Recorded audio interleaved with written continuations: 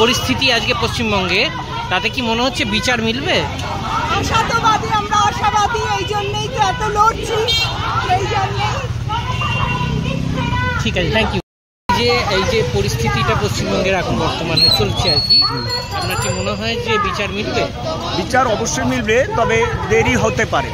যেভাবে তথ্য প্রমাণেরা লোপাট করেছে, সেই তথ্য প্রমাণকে গুটিয়ে আনতে সিবিআই একটু সময় লাগবে, এটা বাস্তব। তবুও আমাদের আন্দোলনটা চলতে থাকবে, যতদিন না তিলোত্তমার বিচার হচ্ছে ততদিন আন্দোলন চলতে থাকবে। হুগলি জেলার চলে আমাদের বৈদ্যবাটি অঞ্চলে যতগুলো স্কুল আছে বেশিরভাগ স্কুলের প্রাক্তনীরাই আজকে মিছিলে আছে। আজকে প্রাক্তনীদের মিছিল ডাক দেওয়া হয়েছিল।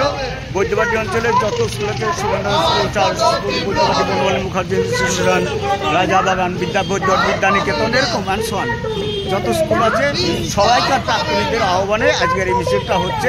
এবং এতে প্রাক্তনীরা বিশেষ করে বয়োজ্যেষ্ঠ অনেক লোক এখানে পার্টিসিপেট করেছে। এটা খুব